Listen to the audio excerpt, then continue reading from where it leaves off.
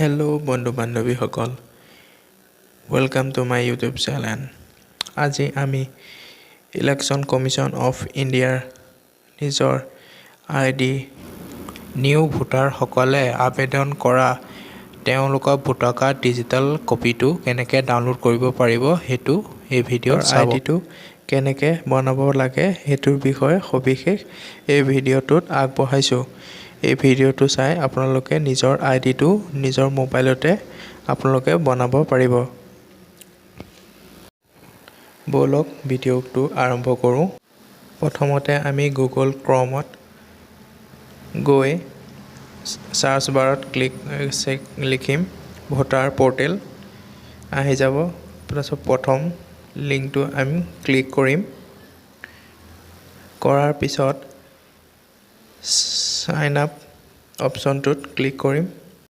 নিজৰ মোবাইল নম্বৰটো এণ্টাৰ কৰাৰ পিছত কেপচা কোডটো ফিল আপ কৰাৰ পিছত কণ্টিনিউ বাটনত ক্লিক কৰিম। কৰাৰ পিছত নিজৰ ফাৰ্ষ্ট নামটো দিব লাগিব, লাষ্ট নাম, পাছপোৰ্ট এটা আৰু কনফাৰ্ম পাছপোৰ্ট এটা আমি দিব লাগিব। দিয়াৰ পিছত ৰিকুৱেষ্ট OTPত ক্লিক কৰিম। তাৰপিছত OTPটো এণ্টাৰ কৰিলে আমাৰ নিজৰ আইডিটো ক্ৰিয়েট হৈ যাব। OTPটো এণ্টাৰ কৰাৰ পিছত নিজৰ আইডিটো লগ ইন হ'ব। তাৰপিছত পেজটোলৈ দি ভোটাৰ পৰ্টেলৰ অফিচিয়েল ৱেবছাইটটো খোল খাব। তাৰপিছত আমি এপিকত ক্লিক কৰিম।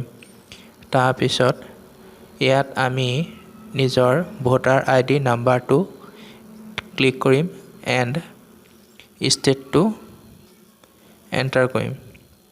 তাৰপিছত সাৰ্চ বাৰত ক্লিক কৰিম। সাৰ্চ বাৰত ক্লিক কৰাৰ পিছত নিজৰ ডিটেইলছখিনি এইদৰে ওলাই আহিব। তাৰপিছত চেণ্ড OTPত ক্লিক কৰিম। এণ্টাৰ OTP অহা নম্বৰটো ভেৰিফাই কৰিম।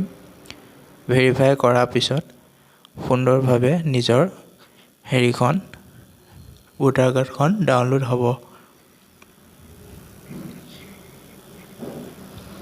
এতিয়া নিজৰ ভোটাৰ কাৰ্ডখন আপুনি সুন্দৰভাৱে চাব পাৰিব। যদি ভিডিঅ'টো চাই ভাল পালে লাইক, কমেণ্ট এণ্ড ছাবস্ক্ৰাইব কৰিব। জয় হিন্দ।